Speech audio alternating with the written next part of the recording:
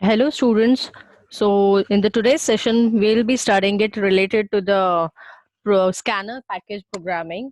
So we have started with we are doing the continuation of the chapter conditional statements in Java. So yes, so over here in this program, we'll be saying it that how the programs, that is how my numbers are getting inserted, and it will be specifying me whether that number is in the positive form or in the negative form. Next scenario, that is the second case, will be in this program that if my number is in the positive format, then it will be showing me the square as well as the cube of that number. Okay, so over here I have taken the class as a check positive num. Okay, so as you can observe it on the screen that here I have created the new class. So with the help of the new class, I have generated the name as a chk positive number. So the same number, same name, we have to take it for the class. All right. So before starting it with the class, students, we have to take it a package which is known as a util.scanner package. Why I'm making use of a scanner? Because I'm going to create an object. So always keep it in mind, students, that whenever the user is going to create any sort of object, so object is being created of whom? That is only and only of a scanner. So if I'm creating the object of a scanner, so that means my scanner package should be supportive for that.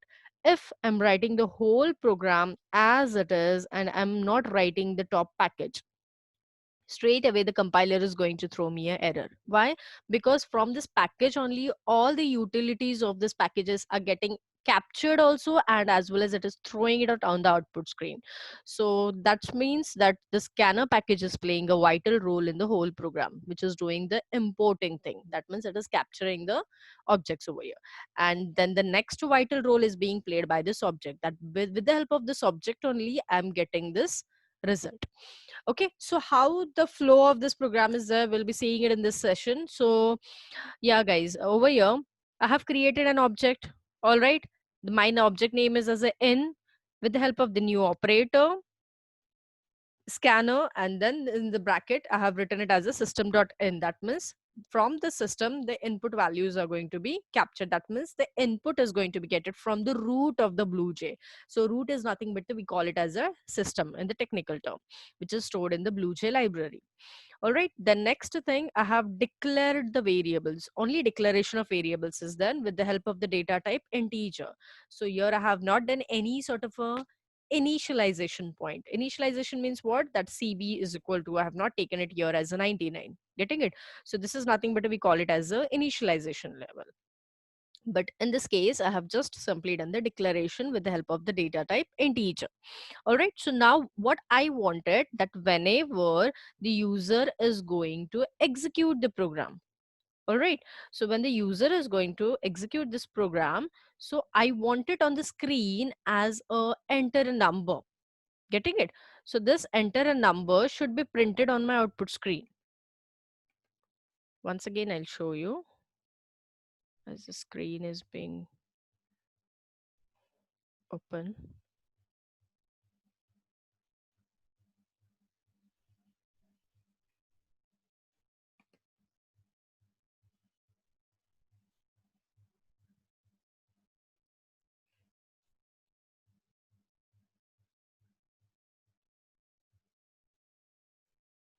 Yeah, so the screen was open, that's why it was unable to show me. Yeah, it will be asking me now.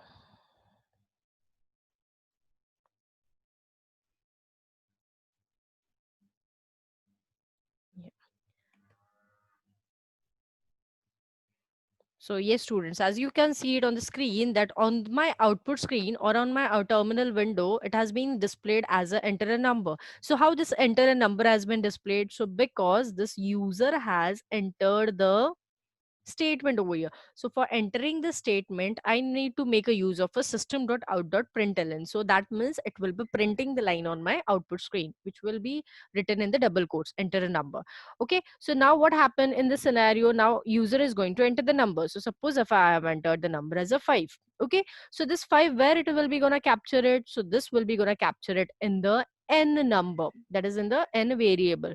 So for that capturing it, I am making use of a function which is known as a next int. That means whichever the next number is going to be come in my scenario, in my terminal window, that will be gonna captured with the help of the next int function, which is nothing but the integer value is gonna captured it, that is inputted it. So for that purpose, I have making use of a in object which is connecting, that is which is getting concatenated with this function int integer, that is the next int. Okay, and round brackets signifies that it is a token or a function, or another name is method. Okay, in the BlueJ. So guys, what happened over here, that this all this thing is being stored in the n variable. Yes or no? Yes. So now when the user is entering the value as a 5, so now my compiler task is being started. That compiler is going to check the condition. So for checking the condition, I'll be making use of a if statement. So if you remember, in the last session we have done the 5 different variations in the control structures or in the conditional statements. That is the if statement, if else statement, if else if statement, right? Then the nested if we have done it. Yes or no? So these are the different scenarios we have studied it. So from that, the very first one is the if statement. So what is the syntax of this if statement is? If statement is consisting of a one condition and one loop part, that is a one body part. So what my condition over here is that n should be lesser than 0. Okay, so that is what is my n. So over here 5. Okay, now 5 is the greater one. So that means my condition, what it is happening it, the condition is true or false, guys?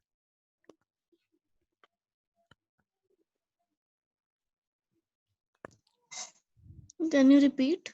The condition is true or false. Now I have specified the condition as a n is less than 0. So the condition is true or false. As my number is, I have taken it as a 5, no? So 5 is less than 0. Condition true or false? Simple. Why you are taking so much of time? False.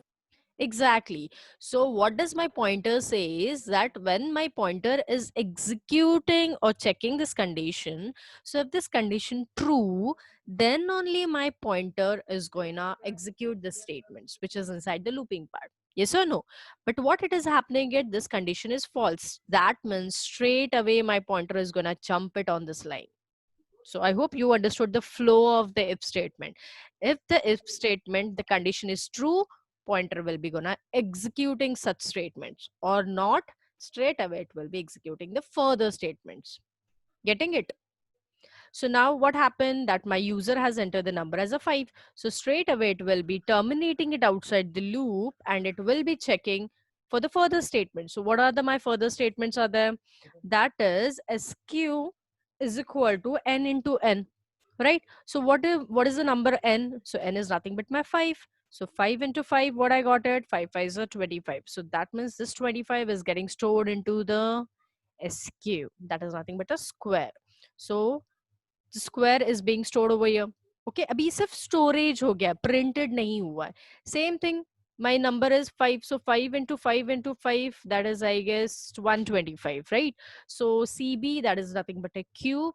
So cube cb के अंदर अभी 25 store हो गया. Sorry 125 store हो गया, sq के अंदर 25 store हो गया. Yes or no? So now what I wanted, I want to print this variables on my output screen. So for printing it, once again, we are making use of a system.out.println, and we are writing this straightforward statement so that it will be specifying me on the output screen. So yes, you are correct that guys, as I have got it on the output screen, 25 and 125.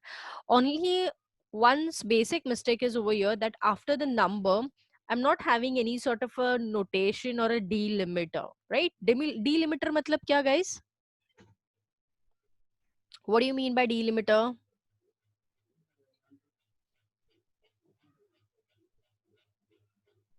Signs. Sorry, delimiter means Different types of signs.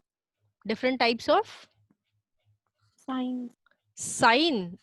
Okay, can you tell me what do you mean by default a delimiter?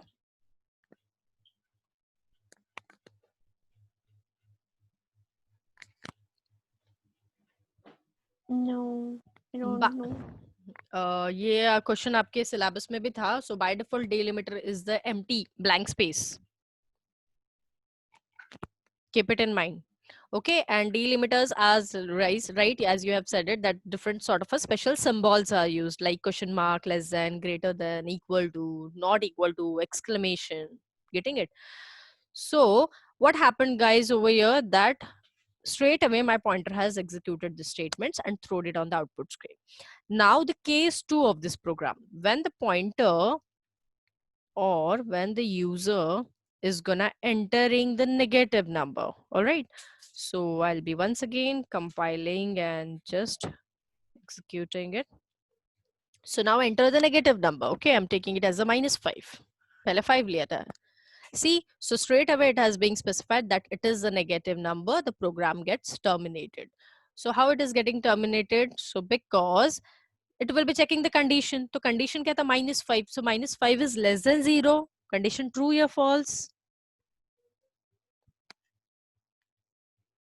Yes. Condition true or false? True. Exactly. So condition true है तो this pointer will be gonna executing this statement. तो यहाँ पर execute क्या किया? It is a negative number, ये output पे आया.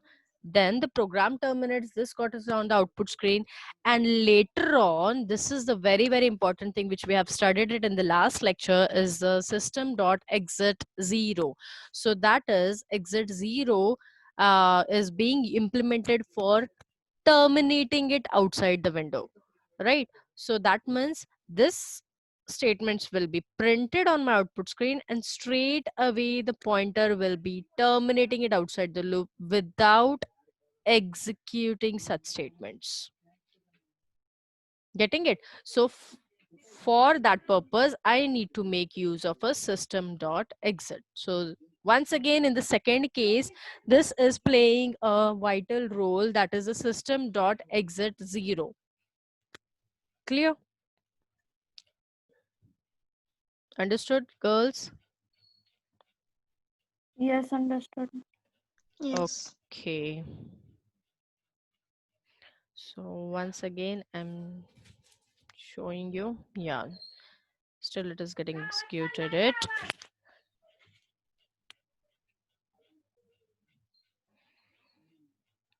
One more thing I need to show you that. Yes, understood. So the third case of this program is that if the user is entering the number 0. See, what we have seen, the condition is that whether the number is greater than 0, the number is less than 0. But what about the third case, if I'm entering the number as a 0? So that means if I'm entering the number as a 0, so what it is happening, it straight away, it is terminating it outside the loop. That means this won't be getting executed. It सीधा exit होता है, and it will be compiling and executing the statements. Why? Because 0 is less than 0. If I'm taking it less than equal to over here. Okay, now this is nothing but the fourth case I'm doing it. So if you want to see, I'll just close this window, and once again I'll be compiling it. And just enter the number 0 and see what it is coming in. So when I'm entering the number as a 0, it's first initially it was coming the square and the cube of the number, and now I'm entering the number 0, it's coming, it is executing the looping part, if statement, that is it is negative number and the program terminates. समझ में आया कुछ? नहीं, negative number वाला समझ में नहीं आया. नेगेटिव थोड़ी बेटा, यहाँ पर तो 0 है ना. अच्छा, this negative number, like this is the statement negative. Yeah, so why? Because I have make a change over here as a equal to. So condition kya hai? N is less than equal to 0. So what is my n? So which is nothing but a 0. So 0 is less than equal to 0. So less than to nahi hai, but equal to hai na. So that means what it is happening it? Condition true or false? True or false? True. So that means it will be executing the statement and straight away exit ho jayega. without executing it the further statements, that means square and the cube of the number. Getting it? So this is the once more enhanced technique in the if statement, that is in the condition part, round brackets के अंदर. So n is less than equal to 0. So ये एक variation हम लोग ने किया है. Getting it? So the another variation is, first variation is that is number. I'm checking it. If the number is greater than 0, it will be gonna printing the square of the number, cube of the number. If it is less than 0, it will be printing it as a negative or the program terminates. And if it is 0, then once again it will be terminating it. Oh, sorry, executing it, this negative number, and the program terminates it. Getting it? And one more, the fourth scenario, if the number is in the negative order, once again the statements will be gonna executed it. Getting it? Clear? Okay, all right. So we'll move to the further one now. I'll just check it once again. What it is coming it. Yeah, because यहाँ पर less than equal to लिया हुआ है ना.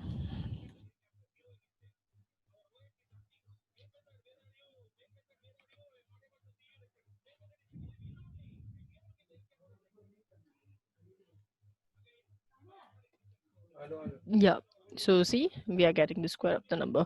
So in this program we have seen the 4 different multiple cases, that is if the number is positive, if the number is negative, if the number is 0, and the fourth case is that how the if condition is getting executed in the different scenarios.